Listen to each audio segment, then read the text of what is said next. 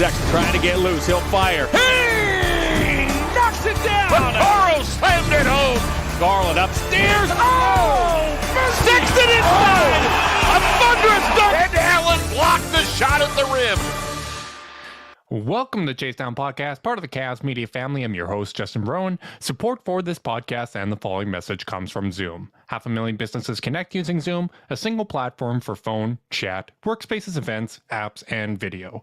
Zoom enables real-time collaboration for teams around the globe. Zoom, how the world connects. And connecting with me now, live via Zoom, is my co-host, Carter Rodriguez. Carter, how you doing, buddy? Doing good. It's been a very productive morning. Changed my shower head out, mowed the lawn. Was organized the garage. I had a real dad day. Really sounds like it, man. And thanks for asking how I'm doing. I'm doing terrific, much better than the last podcast. Yeah, how's the tooth, my friend? It's doing a little better. I was in an unbelievable amount of pain last time we did this. I am on antibiotics. I'm on T3, so if I'm a little loopy, it is what it is. But I'll be getting that taken care of on Monday finally. So I'm very excited to get that monkey off of my back. Well, that's nice. I'm happy for you, bud. You play through pain like the best of them. No one knew you were hurting but me. And that's a testament to your intense professionalism that I will never ever have. And on this time with the stream, I won't be putting cold water in my mouth every few seconds to calm my tooth down. So that's at least a plus. But we got to start off with some unfortunate news for Cavs fans.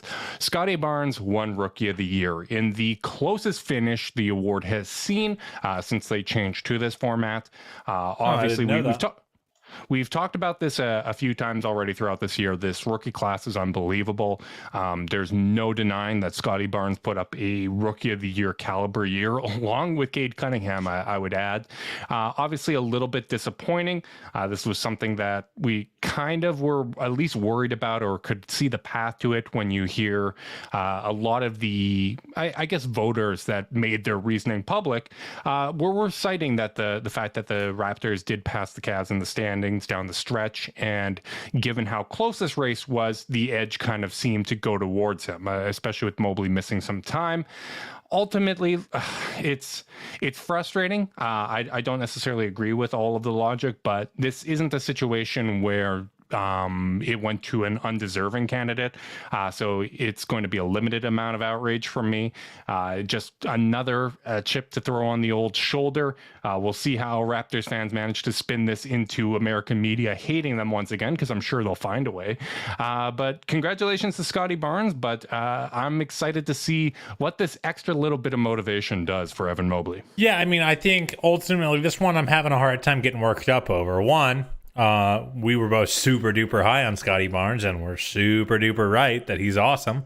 So that always helps ease the blow. Always feels better when we're being right is awesome. I'll tell you what, guys, you should try it sometimes. So there's that. There's the fact that he's an objectively fun player who had an objectively great year on an objectively very good team who got hot at the right time and earned their way into the playoffs. Now, obviously, he had, some significant bona fides around him. Guys like Pascal Siakam, Fred VanVleet, NBA champions. But, he had a great year. So to that end, it's hard to get worked up. Now, and here's the real reason why you don't get worked up. Ain't nobody on earth think that this dude is better than Evan Mobley at basketball. Not if they're being honest. I mean, Masai would swap these guys. He'd probably give up some picks if he had to. That's why they were trying to trade up prior to the draft. I mean, if one were to be petty, they would point out that when the Raptors overtook the Cavs and, made up ground over January, February, March, and then finally in April, they were significantly better with Scottie Barnes off the floor, despite not having a bench in January, February, and March. A petty person would bring that up, Carter. But I also think the other, and again, I don't need to make the case because I'm just not that passionate about it. I do think, like a lot of people say that the advanced numbers favor Scottie a little bit more. But you also have to I know a stat that was kind of thrown against Evan late in the race is that the defense kind of fell apart without Jarrett on the floor, and there is one way to interpret that, which is that Evan needs Jarrett to anchor the defense for him. The other interpretation is if Jarrett's not playing, Lowry, Markkanen, and Kevin Love are playing a lot more minutes, and the defense is going to get worse. So, right. And also when you look at it, Jarrett Allen with Evan Mobley off the floor, it was an equivalent drop-off of the defense, right? Like, this isn't a situation where there's 5 very good defenders on the court at all times. Mobley and Allen were making up for a lot. And as you said, like, it's something that's frustrating. We said before the year that it would be tough for Mobley to win Rookie of the Year because his impact is likely going to go beyond the box score. And I think the fact that he got as much attention as he did just shows what next level impact that he has as a rookie beyond the box score. Like, people appreciate it. They saw it. It led to the massive turnaround that we saw with the Cavs this year. I think he was one of the biggest factors. And when you look at it, one of the gambles the Cavs made coming into the season was moving on from Larry Nance Jr., who was kind of that high impact guy. And for Evan Mobley to not only come in and make up for what Nance was bringing to the table and do even more within a very similar role. I mean, I feel great about it. Like, I'm not going to feel a moment of regret having Evan Mobley on the court and having him on the Cavs, because in my mind, like, he was still very clearly the player that I thought they were getting in the draft. And I think he is more. And he was even further ahead of schedule than I expected. So yeah, I'm excited about it, and it's not worth getting too worked up over. I got my jokes off, but at the end of the day, we got the better player, so I'm okay with that. Yeah, if there were a real groundswell that, you know, like, from people who really thought that Barnes' ceiling was higher, etc., like, that's when maybe I'd get into arguments and fights online. But, like, it just feels so silly to do it. Like, everyone kind of knows why Scottie Barnes won this award. And, you know, I saw a great tweet. Someone tweeted at me, and they said something along the lines of, you know, Scottie deserved it. Didn't mean he deserved it more than Evan, but he did deserve it, you know, much like Cade Cunningham deserved it. And, you know, it's just such a fun rookie class that it's just hard to get mad when, like, I think we got the best player. And also, like, it's just more ammo for, you know, if we were worried about this Cavs team resting on their laurels, I do think they're going to get shut out during award season. I don't think I don't think Darius is going to win Most Improved. Evan didn't win Rookie of the Year, and I don't think Kevin's going to win Sixth Man of the Year. And I don't think JB's going to win Coach of the Year either. I mean, he wasn't a top 3 that makes sense. So he definitely that's probably a safe bet. He definitely did not win Coach of the Year. We can confirm that. And, like, I think to some extent, like, one, you do kind of dig your own grave when you finish as terribly as the Cavs did down the stretch. Obviously, all the reasons are very clear as to why they did, but it's really hard to overcome that, you know, that kind of sentiment of, like, no one's, like, rushing to vote for a Cavalier right now, given how their year ended. But, like, I think it is more kind of ammo and more motivation. Like, I just think that, like, if there was a thing to be worried about with this season, at least, you know, a month or two ago, is that they might come out fat and happy to start next year. And, like, the way the year ended, the way they're going to get likely blocked out of all the award races, I think they should come out pretty hungry. Yeah, I think that's going to be very helpful, and we'll get into that a little later in this podcast when we kind of project a little bit to next season. But before we make it to next season, there is the off season, and we all know that the NBA year never ever stops. So I thought it'd be a good time while we're still getting situated. I've started my draft prep. I've started looking at guys, but before we dive into all of that, I thought it'd be a good time for us to kind of lay out our biggest questions about the Cavs off season as we head into it. And my biggest question, I'll start this off here, Carter. It doesn't even necessarily have to directly do with the Cavs, but it has to do with the NBA landscape as a whole, because the Cavs have been very opportunistic throughout the last couple of years of capitalizing on when there is movement. When teams are looking to make moves, Kobe Altman has got in as a third team. He's helped facilitate kind of win-win trades. I mean, the Larry Nance Jr. one is a great example. Larry was what Portland needed. Unfortunately, their season fell apart and they moved him on to New Orleans. But Larry Markkanen ended up being a better fit and filled the role the Cavs had for him better. So the Cavs have been very opportunistic finding those win-win moves. And I'm curious what opportunities are going to become available to them, because I look around the NBA landscape. You look at the Phoenix Suns, they've already paid Chris Paul, Devin Booker, Mikal Bridges, and likely will max DeAndre Ayton. If they do, and boy, did he look to earn it. 28 and 17 on 20 shots last night. My God. Right. And the Suns were cost conscious, let's call it that, when they didn't extend Aiden to begin with this past offseason. If they do max Aiden, what does that mean for Cam Johnson? Are the Suns willing to pay the price that's going to come? Is that an opportunity for the Cavs? If the Utah Jazz blow things up, is Bogdanovich available? If the Charlotte Hornets start looking to off salary, what does that mean for maybe Gordon Hayward's availability? Not someone that we are big fans of off the court, but would potentially address the Cavs' need, and the Cavs have a lot of expiring contracts. Like you look at San Antonio. There were DeJounte Murray rumors at the trade deadline. Does Popovich stay there? And if he doesn't, what does that mean for the direction of the team? Yeah, do they want to lock in on an expensive, just okay core? Exactly. And my favorite one, Carter, is the Detroit Pistons. Because if you had to describe me, how would you go about doing that? You would call me a truth seeker and someone that's a critical thinker. And this truth seeker... Is that what I would do?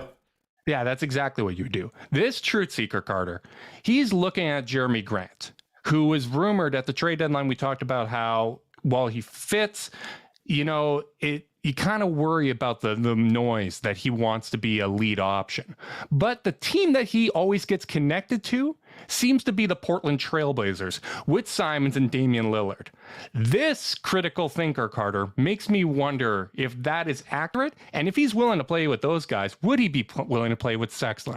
Because that is a guy that I would have a lot of interest in and might merit some digging from the Cavs' behalf, because I find him to be a really interesting player, someone that would give them some versatilities. And if he was willing to buy into this and not be the only front court player that plays defense, that could be an interesting fit. So there may be other opportunities that I didn't outline here in this rant, but that's going to be the biggest thing for me, is what opportunities become available because teams have different agendas than the Cavs have right now.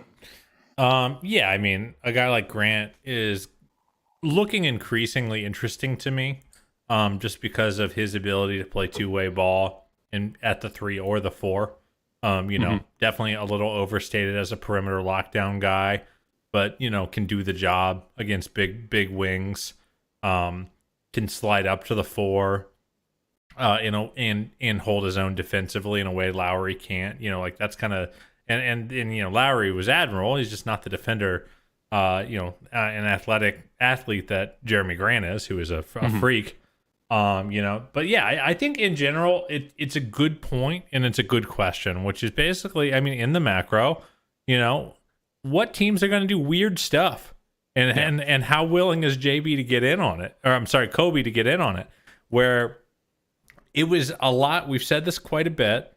It was a lot easier to do Kobe Altman's job a year or two ago. Mm-hmm. He just had to win the asset battle and add positive value in trades.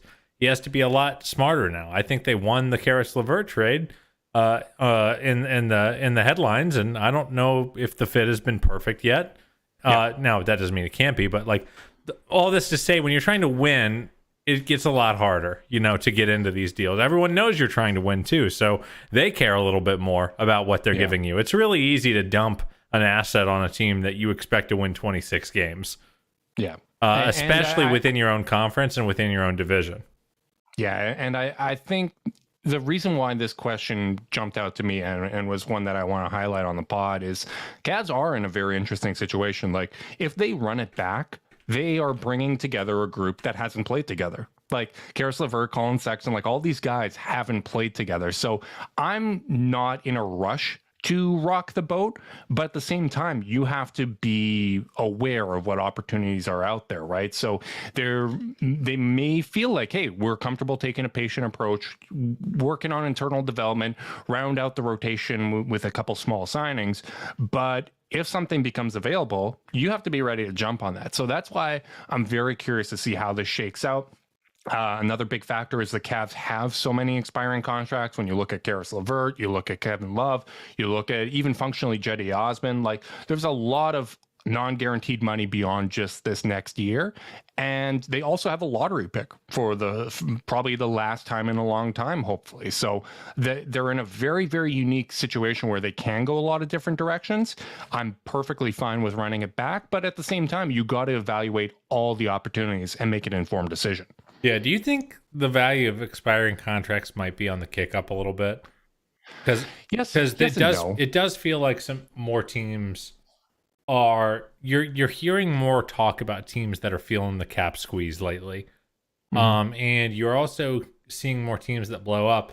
And like one thing that is really valuable with the Cavs expirings, if you did decide to move them, is those are if Utah, for example, decides to blow things up, getting a decent expiring contract player back that both has a good matching number and is a decent on-court player is really valuable because you can double dip. That's the biggest thing. Like Karis LeVert is extension eligible. Kevin Love, you know that he brought a lot to the table this year. Jetty Osman for a role player. Like I know people get frustrated with Jetty, and I think some of what happened with Jetty is similar to like Isaac Okoro when the rotation got thinner and thinner. They were asked to do more and more, and things fell apart. But at the end of the day, like he is a valuable player on the reported contract that he has. He's someone that did make a difference for the team. Like all three of those guys in particular are guys that not only are expiring contracts, but are helpful players. So I do think that puts the Cavs in an interesting position where maybe open some doors that you wouldn't think would be open to begin with. Awesome. Can I do my first big question? Go for it, buddy. Which lessons is Kobe Altman going to choose to learn from? Because I like that question. There are a lot of takeaways at the end of the season, and and it's very easy just to say that they're all black and white, but they're not. Mm-hmm. Each choice you make has down the line impact. I think about the backup five. Okay. So that was a lesson I hope he takes away is, hey, I need to actually, I should be rostering a backup five that can play minutes for me when it counts. Now, he can choose to learn that lesson, quote unquote, and make an action, but there are down roster implications. It gets really hard to play Kevin Love and Lauri Markkanen in their minutes at the 4 when Evan Mobley suddenly goes from playing 15 to 20 minutes at the 5 a game to 0. Yeah. So like, does he actually think that's a problem? If they go draft a wing and then maybe go sign another one with a mid-level exception, okay, that might be a lesson you learn, which is, or a takeaway that you have, which is, hey, this team needs more wing help. But where does Isaac Okoro get his minutes then? Are you ready to knock Isaac Okoro out of the rotation or move Lowry to the bench to play? And then what does that do to Kevin Love? There's all these different implications and things that you can kind of choose to take away based on kind of how the season ended, where things went a little bit adrift for the Cavs. And if you try to address all of them, you're going to squeeze out a lot of players who played well for you this year. And it's going to be really, really interesting to see how much he wants to tinker with a formula that worked pretty darn well this year. You're tempting me to name this podcast because of the implication. Yeah, his choice is there though, Carter.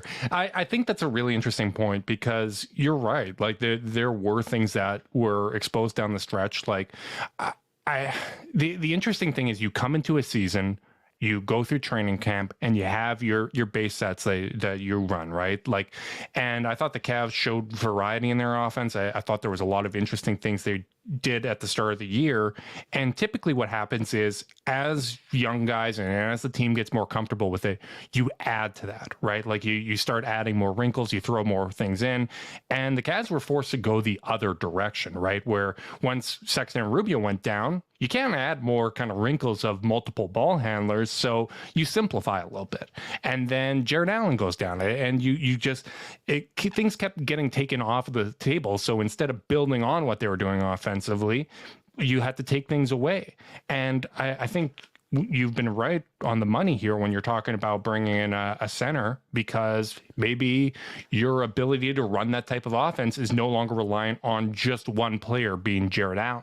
And maybe Evan Mobley improves in that area as well, and that opens things up. Like, there's a whole bunch of implications depending on what move you make here, but I do think that it's a really interesting question. No matter what you do, when you have this many guys that you feel comfortable being in a rotation, like, if you make a move, there is going to be ripple effects. Some things are going to be put on the table and some things are going to be taken off. So that's why I really like kind of the framing you have with this question. Yeah, it's just we are past the simple solution part of the roster building equation. And again, it is really easy to say they need to do X, Y, and Z. But it's much harder when you account for how that affects what was a formula that took the youngest, like this third youngest starting lineup in the league, to 44 win season. Yeah. And it ties into my second question, which is, what is the plan for the small forward position? Because I think, especially when you look at the playoffs and try to take some lessons from it, you see teams do a very good job of taking away what teams do. And you have to be able to play multiple styles. You have to be able to make those kinds of adjustments, both from a schematic standpoint and also from a personnel standpoint. Like, I thought it was interesting that Doc Rivers basically isn't playing Thibault in this series because he understands he's only going to have him for the home games, right? Like, there's all sorts of adjustments. Memphis taking Steven Adams off the court, even though he's been one of their more impactful players throughout the year. Like, there's all sorts of things that teams do. And my question is what the plan for the small forward position is for the Cavs, because we know Lauri Markkanen and tall ball works for the Cavs. But at the same time, you saw against Atlanta that certain teams can figure things out, especially when you have a player as talented as Trae Young. Some of the switching, the Lauri Markkanen on guards is a little bit different, and they didn't really have the versatility to put someone else in that position. It'd be nice to have Dean Wade there, and maybe that answers some of those problems. But even like Lamar Stevens, who is a very good defensive player against forwards, when he starts getting against these shifty guards, he does get foul happy and can be exposed a little bit in those ways. So my question is, do they address a small forward position?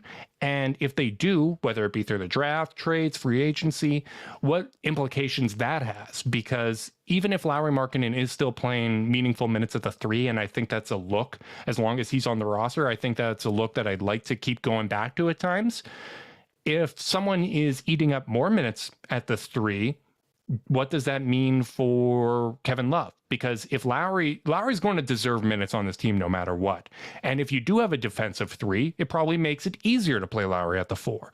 And with Kevin Love being an expiring contract, you have to answer these questions of, can we afford to have both Lauri Markkanen and Kevin Love on this roster? And this is one of those tough spots where, from an emotional standpoint, from a fan standpoint, like I've said, I want Kevin Love to be on this roster as long as he wants to be. But at the same time, you have to be practical about this. And I could understand the rationale of, okay, if we need to prioritize one, it might be the younger player in Lauri Markkanen.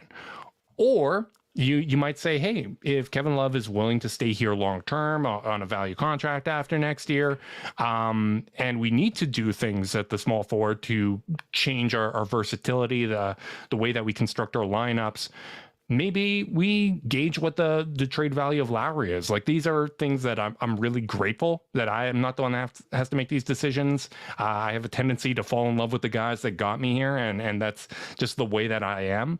But I do think that it's an important question that the team is going to have to ask itself. Yeah, I mean, and you know, I do think it's less of a question if it's through the draft, because the reality is, even though it is a lottery pick, it's the end of the lottery. And yeah, I think right now it is much less likely that, assuming everyone's back, assuming Colin is re-signed and everyone's healthy, which, you know, this is why you have depth, because at no point has everyone been healthy very often for the Cavs the last couple of years. But I'm not sure that whoever they draft is going to be in the rotation on day one. I agree with that, especially if Karis LeVert is back as well. Like, well, Karis is under contract, so I'm assuming he's going to be back unless unless some transactions are made. So if Colin comes back, and I know we'll talk about that in a minute, all of a sudden you got Darius, Colin, Karis, Lowry, Evan, Jarrett, Kevin Love, Isaac Okoro. Like Jetty's still under contract. Yeah, like you hit 9 really, really fast, and I don't think that JB Bickerstaff is a 10-man rotation kind of coach. I just don't think he is.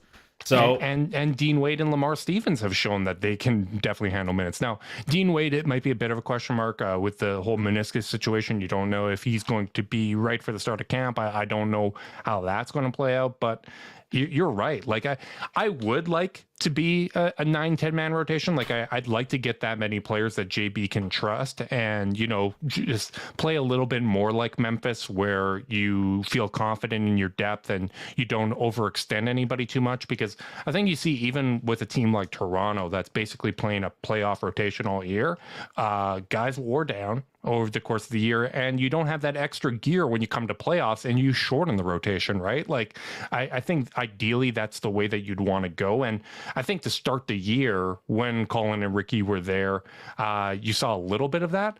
But even looking back on it, when the 10 and a half games that we had Sexton, you lost Garland for 2, you lost Okoro for a bunch of those, and Lowry and Love also missed time with COVID during that stretch. Like, even at the start of the year, there wasn't the depth that you would have had if you had all of your guys, right? Like, we are missing rotation players at every point of the year. So it's hard to even get a true feel of how deep in a rotation JB would go when he doesn't have the depth at any point of the season.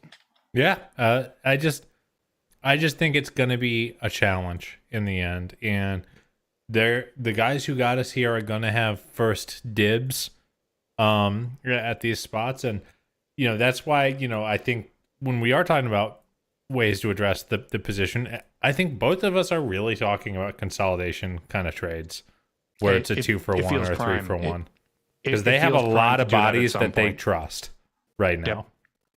So and they're going to have the MLE, I'm pretty sure. Like that could potentially bring in another player that is addressing a need. Whether I know you got eyes on Nick Batum.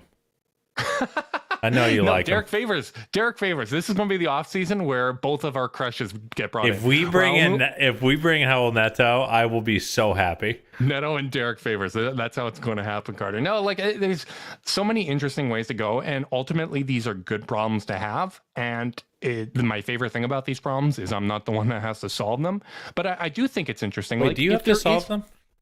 I don't think so. Like, I will take credit if one of the ideas that I threw against the wall in one of these podcasts pans out the same way I did with Drummond. That didn't pan out too well. With Lowry, with Jared, with LeVert, again, didn't work out as well as I hoped. I will take some credit for it, but that's good. But like, if the opportunity does come, let's say Detroit is fine swapping expiring contracts with one of our guys and the 14th pick for Jeremy Grant, and Grant is willing to buy into the situation. He's willing to extend with the Cavs and all that. Like, if he's playing at the 3, that gives massive implications for how you allocate playing time to Love and Lowry, right? Like, there's just so many interesting ways that this can go, and really, really tough questions that the Cavs are going to have to answer. Pretty dang exciting possibilities, though. I do want to move over to my second big question, which is, can Isaac Okoro become a 16-game player? AKA, for those unaffiliated with the terminology, can this dude play in the playoffs? Because like, the reality is, I actually think he's. I was pretty disappointed by his play-in performance and the way it affected the team when he was on the floor in the games that really mattered. And I think I got a little too low on his regular season impact, which, like, what a great innings eater, man. Takes the toughest assignments, keeps wear and tear off our bucket getters. Great, personality in the locker room, works really, really hard on his game, by all accounts. But, like, does he have, this next year is kind of the famed kind of leap year for most guys, like when they kind of show who they're gonna be in the league moving forward. And I don't think he's got to be great, but he's got to get better, because right now, just right now, assuming Colin Sexton is back and the rest of the roster is as is, I don't think he's in the playoff rotation. And I think that even though, like, at the 5th overall pick, you really want him to get there, just based on that pedigree and based on what he's shown in spurts. Like, we did see the 3-point jumper in very, very low volume start to go in. He found his spot, the right corner. But like, it needs to be something that you can actually count on if you want to be able to play him in the postseason, because being a good perimeter defender against the best players in the world who can make tough shots on you all the time, it only goes so far, especially if the Cavs, by the way, are going to keep trying to try to play this switch heavy style against elite creators. Yeah. And another lesson from the playoffs, like, you look at Marcus Smart, who won Defensive Player of the Year. Kyrie still put up 39 points, and he was primarily defended by Marcus Smart. And I think I've seen that sentiment many times throughout the season, where there have been games where Okoro has shut a guy's water off completely. Like, he won them some games last year. I do feel that. Kyrie, in fact, right? Yeah. Like, where he shut down Kyrie, and Kyrie was dapping him up after the game and giving him praise post game, saying, hey, he really put in work. But the reality is, the elite offensive players will still get buckets on you. And you look at Marcus Smart, and at that age, very similar profile. Not a lot of counting stats. The jumper wasn't there at that point. The playmaking wasn't there. Like, just a really raw defensive player. The evolution for Marcus Smart wasn't just, okay, I'm making the defense what I hang my hat on, and that's what I'm bringing to the table. It's finding how to make impact in other ways, whether it be playmaking, the occasional 3-point shooting. He goes through hot and cold stretches. And I think Kobe Altman in his year-end press conference framed it the right way, where they need to work to unlock Isaac Okoro, to get his skill set to the level where it matches his basketball IQ. Because I think his basketball IQ is really, really high. You see him make some really smart passes and really good reads when he's in control. But I feel like it's very similar to Garland early in his career, where he's trying to be part of the team. He's trying not to rock the boat. And until I don't think that's it. I'm going to push back on this. I think it's straight up skill set. I think it has very little to do with his mentality, has everything to do with the fact that the handle's not there yet and the jumper's not there yet. It's very possible. And I think he recognizes what he can and can't do, and he's trying to fit into the team. Now, it's probably somewhere in the middle, and there's only so much we can kind of glean from watching on League Pass or on Bally Sports. But ultimately, like, you look at it over the course of the season, and I think if you show like these percentages to us at the beginning of the year, we'd be happy with it. 100%. His field goal percentage increased by 6%. His 3-point percentage increased by 6%, and his free throw percentage increased by 5%. Like, all across the board, it was up. The volume's just basically identical. Like, you look at the per 36 numbers, he averaged 10.7 points both seasons. That feels impossible. The blocks, 0.4 both seasons. Steals, one steal a game per 36 both seasons. Assists, separated by a fraction of a percentage. Like, across the board, it was the same production on lower volume. I've said this a few times. Oh, sorry, you're finishing your point. I was going to say, if you can take the improved efficiency that he took and unlock it a little bit and increase the volume, I think that's a very good thing. But before you go, Carter, there was a great question asked to me. Forget who asked it on Twitter, but they were asking, do we want to see him increase his volume if Colin Sexton is back? If we run back the same roster and bring in another draft pick? And my answer is yes, in the minutes that he's playing. Now, it might not be like a massive volume, but even if he's coming in off the bench, if he can bring a little bit of playmaking juice, a little juice off the dribble, bring a little bit more of a dynamic element to his game, that's very valuable in the minutes he does play and is going to give him the best chance to compete for minutes, because ultimately the Cavs are probably going to be bringing back a roster full of guys that deserve minutes, and they're all going to have to compete for those minutes for the most part. So I think he would better position himself to be competitive for those minutes should he improve those skill sets. And number one on my list would be ball handling.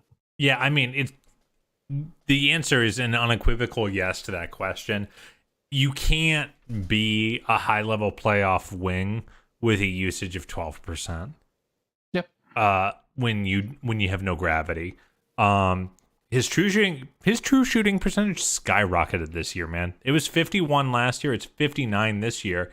But when your 3-point rate is going so far down, it's really, really challenging. It dropped by about 2%, which really does matter when you shoot it as little as he does already. So I just think, like, you know, we just want to see it. And we've said this a lot with him, that this is all so unfair because the guy was drafted to be a project on offense on a team that wasn't supposed to be any good for a couple years. Because even if they had, like, we were hoping this year would be the show a lot of promise year, not the try to win games right now year. And so while Isaac is still pretty much on the curve I was kind of expecting him to be on, the team's curve went up exponentially. So now they're saying, hey, Isaac, I know how we said that you had some time. You don't have time. We need you to be good right now. And like that's there's less. There's less. And that's really, really challenging and frankly, like, a little unfair to the guy. So, you know, I'm going to continue to be patient with him. But, like, the reality is and that's why I didn't say, like, can Isaac Okoro prove he belongs in the league? Because I do think he belongs in the league. But he's going to be in the league for a long time. But I think the 16-game player is the next challenge for him. Because the reality is when it gets really, really tight, we kind of found he wasn't quite ready yet, at least in those two play-in games. So maybe over the course of a series, it would have played different. That goes back to my first question of what lessons does Kobe Altman and JB Bickerstaff want to learn? Because you don't have to decide on a 2-game sample size that he's not a playoff player. But, like, that's where I am right now, and I'm very interested and excited to see him prove it. Honestly, like, if I had to pick an archetype for him to study over the offseason, it would be Andre Iguodala. Like, I was thinking PJ Tucker. You actually really sold me on the PJ Tucker thing. The PJ Tucker thing was for Lamar Stevens. Calm down. It was. You're right. Yeah.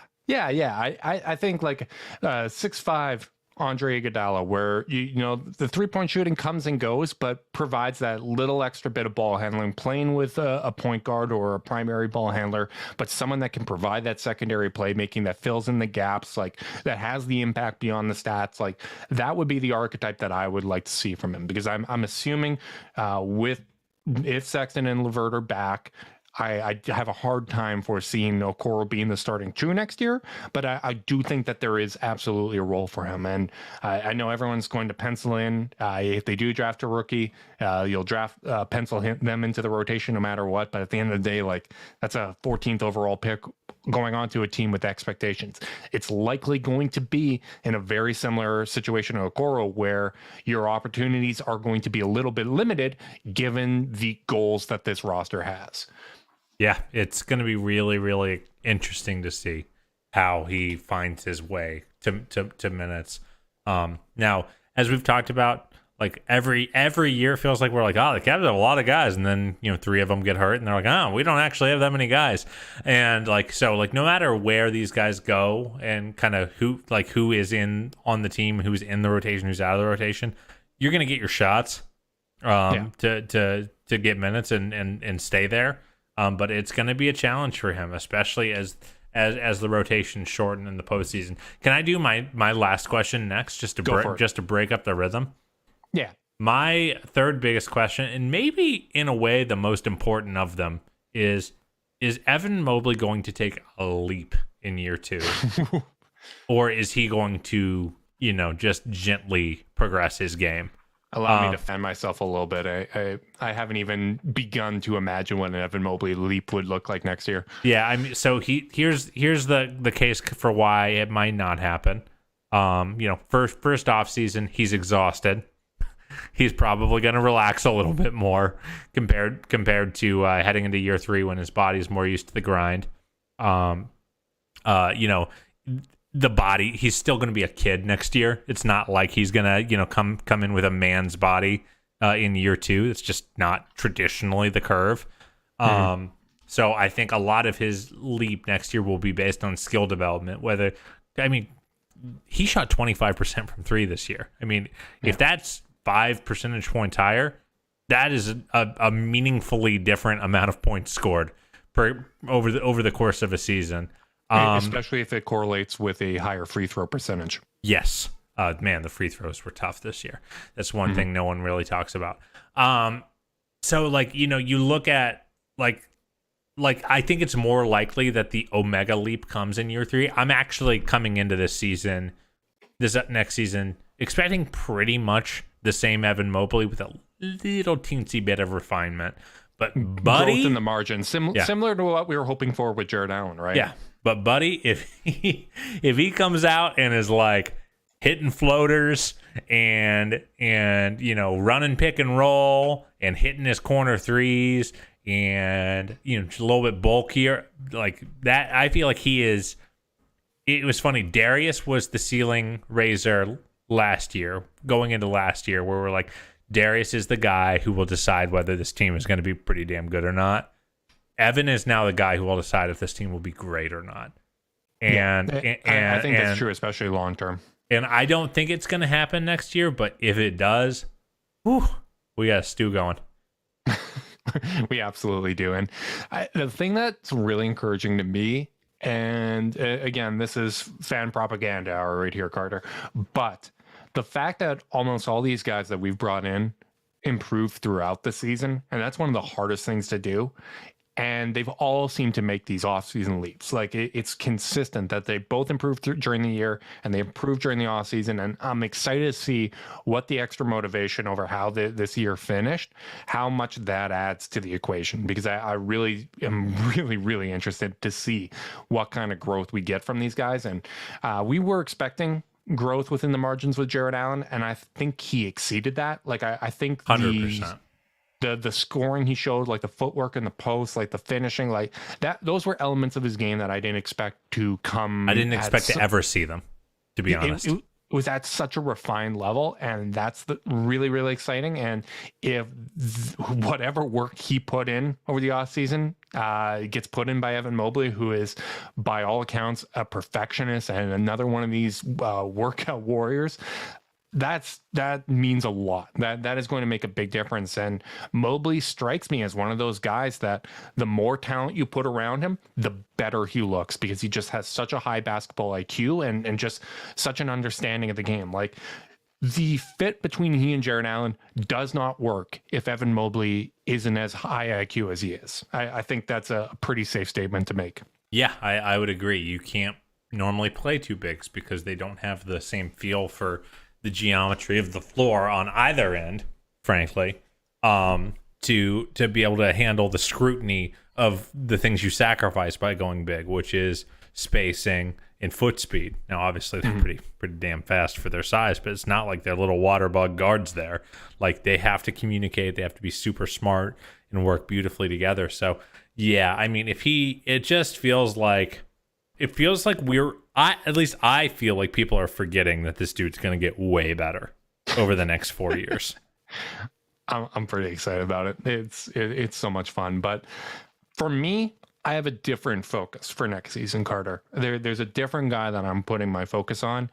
And this is a bit of an emotional one for me. It's Colin Sexton. And my third question is, will Colin Sexton be back?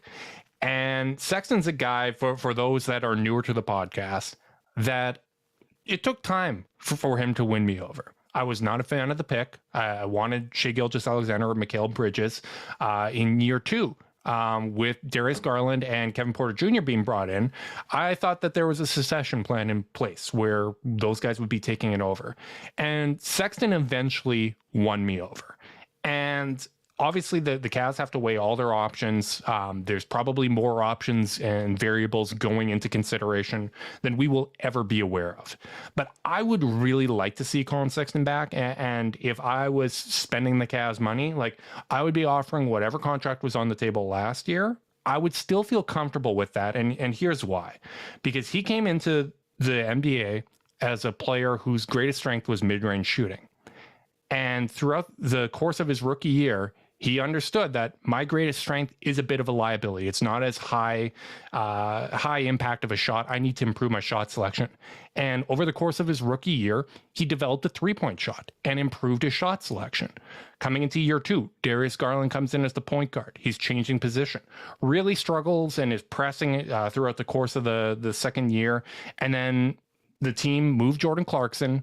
And from that point on, all of a sudden, he's playing better off ball. He adjusted to the new role incredibly well and finished the year putting up 24-4, essentially. The third year, even better, more refined, showed that end of season flash over the course of an entire season, and finished the year showing improved growth as a playmaker, especially like the easy reads in the pick and roll and that sort of thing. He showed growth in that area. Then coming into this year, he's playing off ball. He's from a 2-point field goal percentage, best we've seen from him. He's dominating from a scoring standpoint without dominating the ball. His defensive numbers went up across the charts. Like if you look at EPM, which has become my favorite catch-all metric, he was up in the 70th percentile defensively. I don't expect him to be there, but he's someone that has shown to be coachable and to make adjustments throughout the course of his career. And when you look at it, I don't think someone that put up 24-4 efficiently on a tough team, I don't think they become worse at scoring because they have more talent around them. He might not be asked to share that kind of a load, but given the buy-in that he's shown over the course of his career, he's someone that I would be willing to gamble on, because I think that type of scoring, what he can bring to the table, the efficiency, the buy-in, the effort that he brings, the no fear of making mistakes, that's a type of player that I think this team could really use.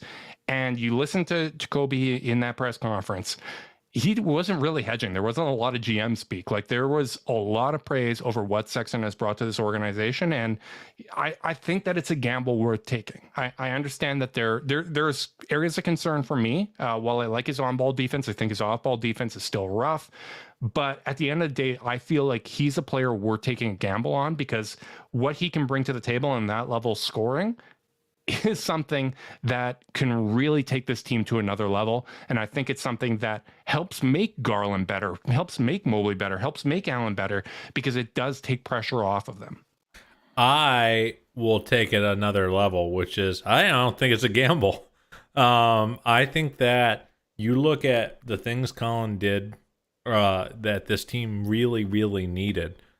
He was a bit of an off-schedule, off-ball cutter in a way that would really throw things off. If you were watching on YouTube, you saw where the kind of plays where, you know, Ricky would have the ball at the wing and start dribbling at Colin for what looked like a handoff, and all of a sudden he'd just dart to a back cut baseline and just absolutely dust people. I remember rookie year Colin had all this speed and nothing to do with it. He wasn't able to generate angles with his handle. He was often playing against with an unspaced offense. And so a lot of it was just him just running into the opposition. And, for all the hand wringing about moving him off ball from some folks, I think it's the number one way to make his speed you're taking, all the restraints off of him and just saying, go, be fast. Yeah. Run in transition, and we'll hit ahead and get you the ball. Look at Maxey. Yeah, look at Maxey. Yeah, man. He was the best transition player on the Cavs this season, in my opinion. On a team that really doesn't like to run. Darius is not a fast point guard. In terms of Darius, they were a slow paced team. I think they were 30th in the league. And I think that, a guy who can generate you cheap buckets with smart baseline cutting that doesn't get in the way of your too big lineup, and guys who can leak out and transition without, compromising the shape of your team and the way you end possessions on the defensive boards, who can just generate an advantage, is so valuable. They missed his ISO scoring. I mean, you look at some of those highlights from this season, which wasn't that good of a season for Colin in the 11 games he played. Like, it was a down year especially from a 3-point shooting percentage perspective. He can just generate decent looks better than most folks when plays break down, and you really did miss that this year. So yes, like, I guess if you're worried about a cap number, if that's the business you want to be in, sure, it's a gamble, but like, the reality is, Justin, this is a team that, as far as I can tell, does not seem to anticipate being a cap space team anytime soon.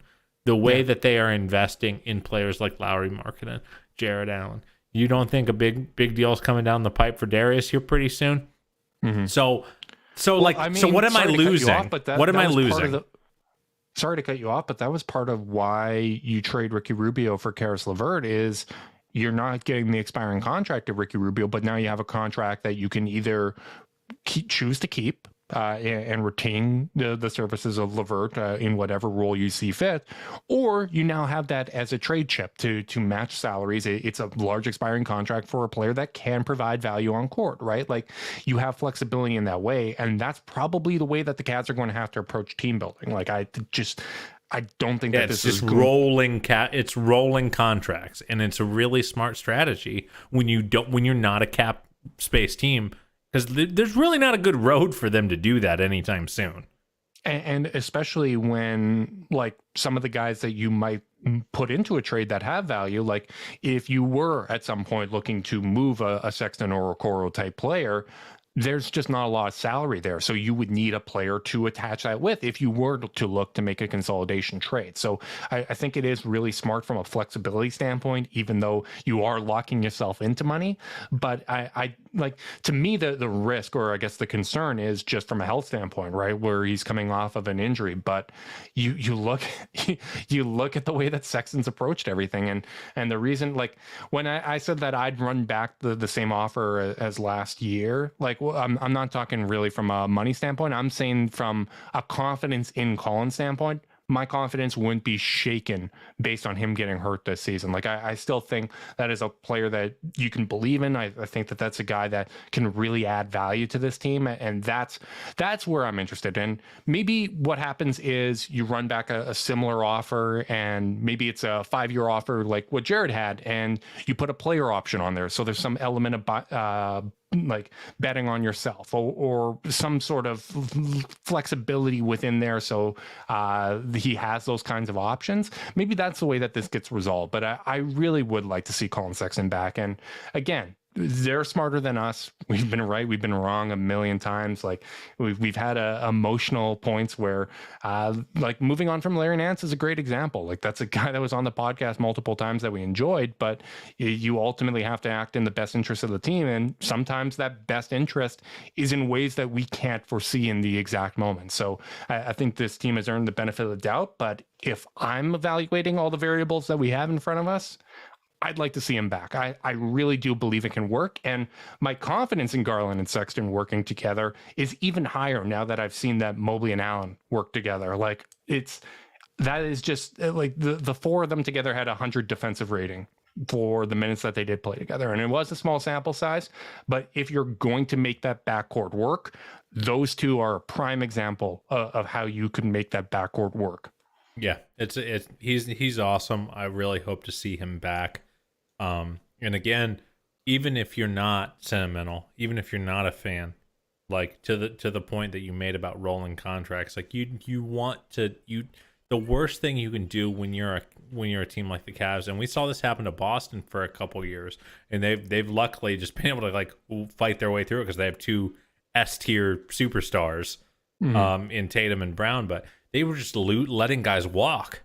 Yeah. And it really, really drains your ability to make meaningful moves on the periphery of your roster when it's just constantly your talent pool is just draining and you're getting nothing back for it. Because when you're not a cap team, Because like if you're a team that is projecting to have a ton of cap room and you can replace that talent, that's awesome. But if you're going to be up against that line in the first place, it's just so hard to let talent walk out the door. And you got to get lucky. You got to draft a Robert Williams or someone like that all of a sudden looks like a legit great player for you. You have to you have to help rejuvenate Al Horford to fight your way out of that drain. So that even if you're not sentimental, you still have to give up multiple firsts and Josh Richardson and Romeo Langford or whatever other pieces they threw in there for Derek White. Like, they gave up a boatload of future assets and flexibility there. Like, it's not easy. And one of the things I've always been grateful for as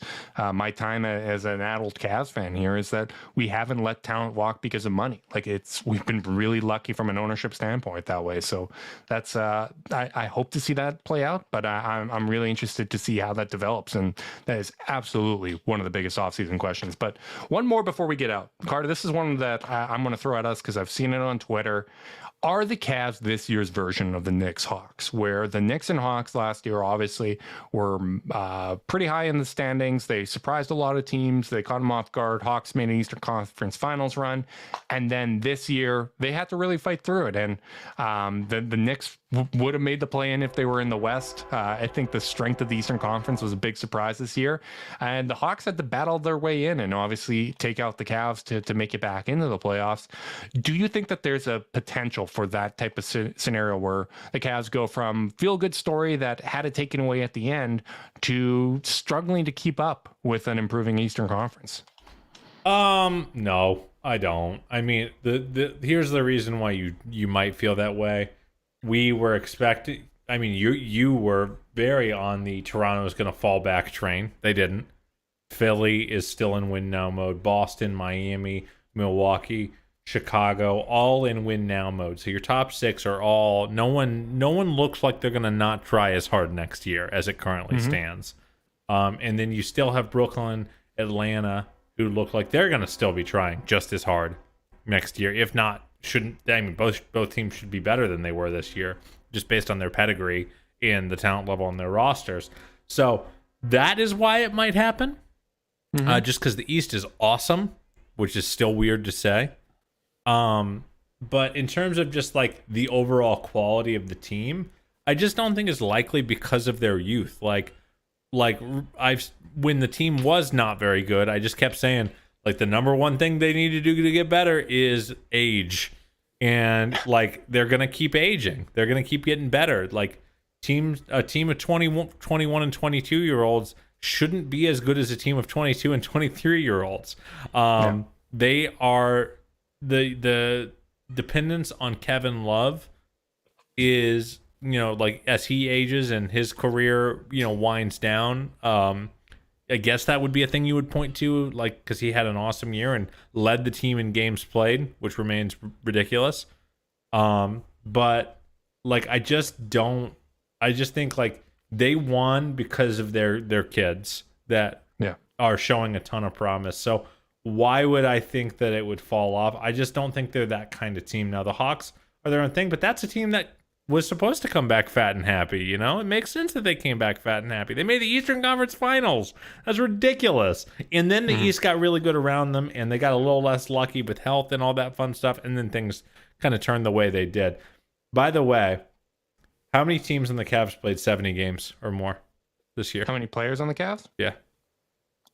None? Just Kevin. That makes sense, yeah. How many players played at least 60? 4? 7. Evan played 69. Darius played 68. Nice. Jesus. Okoro only played 67. It does not feel like that dude missed 15 games. Jetty played. It kind of does. Jetty played 66. Lamar played 63. Lowry played 61. Jared only played 56. Dean Wade only played in 51. Windler somehow got into 50 games, which that seems impossible. that actually is one of the most surprising stats that's ever been thrown at me. I'm sure, Carter, we got to let our audience off the hook because I'm sure everyone's holding their breath to see if the Cavs will fall back next year. I'm sure it's really up in the air. It can go either way, Ben. It really could. I don't. And I feel intellectually consistent with the fact that all of last year I was screaming that it was a fake season. People were playing in empty arenas in unbound schedules. The Knicks had unprecedented good luck on wide open opponent threes where those shots didn't go down. Julius Randle was shooting like Steph Curry. Like, it was such a weird year and such a fake season that the regular season was tough to account for. Like, Boston got hit with more COVID than any other team. Jason Tatum had to use an inhaler the entire year because of how sick he got. Like, it was just such a weird year. That the Knicks, I mean, there was a reason why everyone thought, hey, there's a very good chance this team comes back down to earth, because you look at like how they were winning and it just didn't make a lot of sense that it would carry Their best forward. player was a career fifth man. And Atlanta was basically the same team they were last year, where, remember, a third of the way through last season, we had Brad Rowland on the podcast talking about how the Cavs and Hawks basically had the same record. And after that point, they got a little bit healthier. They had good continuity, and they moved up to the 5 seed.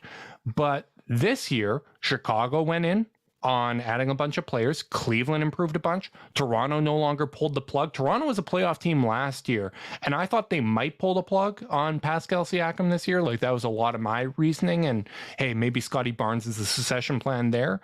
They didn't. Toronto got better, and they surpassed them. Boston surpassed them. Cleveland surpassed them. Like, I think Atlanta was the same team they were last year. The rest of the conference just improved around them. And you look at the results last year, it was just a very, very weird season. And this was a much closer season to a typical NBA year. It was 82 games. I think we shouldn't discount the fact that a lot of players on the Cavs played an 82-game season for the first time in their careers.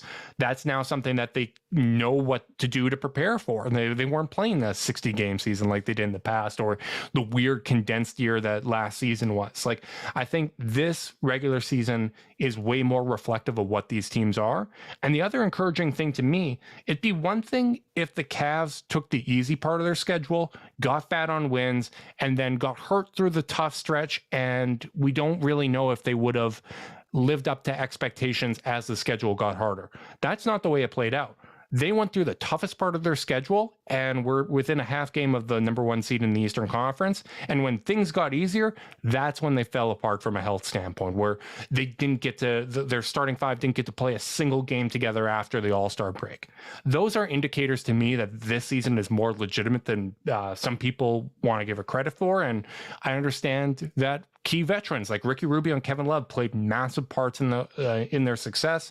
I think that's going to be something that they'll need to make sure that they're addressing, whether it's with bringing Kevin Love back or bringing in another veteran ball handler. But at the end of the day, like, the amount of internal growth you can expect from the Cavs, I think, is a little bit different than a Knicks team with RJ Barrett, who is projected for internal growth. But outside that, it's like a Nerlens Noel, Julius Randle, a bunch of 28-year-olds that won with experience and defense in a tough, weird season where nothing was normal. Like, I think what we saw this season is much, much more sustainable. Can I ask you, if the Cavs win 43 games next year? I'd be disappointed. You would be disappointed. So, yeah, or 44 games, sorry, what they won this year. I wouldn't be disappointed. I think that there's a lot of different roads to 44 wins. I think if they win 44 games but have a +5 or 6 point differential as opposed to a +2, and we see them be, consistently great and able to, overcome some of these injuries a little bit better, not let the wheels fall off. I think there's still a road to a successful season, because, like, the reality is, like, I just don't think they're ready to be a 50-win team. I think that's what this stretch showed, unless they make some bigger splashes on their roster, because otherwise I just don't think it's going to be that linear. I don't think they're just going to keep flying up the standings, and I think fans should ready themselves for another 40-win season. I would like to get above 45. Like, I would like to be in the high 40s next season is what I have in mind. Like, I think when you look at it right now, with the extensions that JB Bickerstaff and Kobe Allman had, this is a 5-year plan. That was year one of a 5-year plan, where you're anticipating having some stability there. And I think by the end of the 5 years, you would hope to be at that contender level, given the assortment of young talent they have. You're right that it's not going to be linear throughout that process, but unless there's just brutal injuries and we get more season-ending injuries next season, I think that this team should be taking a step forward from a win-loss perspective, regardless of the context around them, because as good as Eastern Conference was, they were up there with a lot of those teams. They did a very good job this season, and I expect them to get better, especially if some of these questions we asked, if the answer is yes to some of these, like, yes, they're bringing Colin Sexton back. Yes, they're looking to improve the small forward position. Yes, they're looking to address some of the holes from a depth standpoint. If the answer is yes to some of those questions, I would like to see maybe 50 is unreasonable, and we don't know how competitive the rest of the conference is going to be, but I'd like to see high 40s. I think that's a realistic expectation going in blind, not knowing what this offseason is going to bring. Here is the other case for this, by the way, is just how stinking old the Heat are. You know, that's a team who is relying on 2 36-year-olds and a 32-year-old. To be some of their key rotational pieces that they're still going to be paying next year. By the way, didn't it feel extra crazy that Kyle Lowry's making like $28 million a year? You know, like it's a choice. It's a choice, man. But you know, and then Philly, you know, we don't know the direction of Harden, but even the Bulls, like Levine is a free agent, I believe, or something approaching. Yeah, he's an unrestricted free agent. And DeRozan is old. DeRozan very well might be hitting, you know, he might be the kind of guy who loses a step and falls off. So like there is a road to it. I just think I'm going to be happy if they can match their win total, but do it a little cleaner. Yeah. I just have such a hard time swallowing that, but there's so much that goes into that, and we'll need to see what it looks like. I think that's the best way to frame it, because maybe the Eastern Conference looks a little bit more like the West this year, where it's a little more top heavy. There isn't as much parity throughout it, and like 48 wins gets you the 6th seed or something along those lines. Like, it was also a remarkably healthy conference if you think about it. I mean, Miami lost players for stretches, but they never got absolutely decimated. Milwaukee lost Brook Lopez. That's whatever. Boston kept the Jays were healthy most of the year.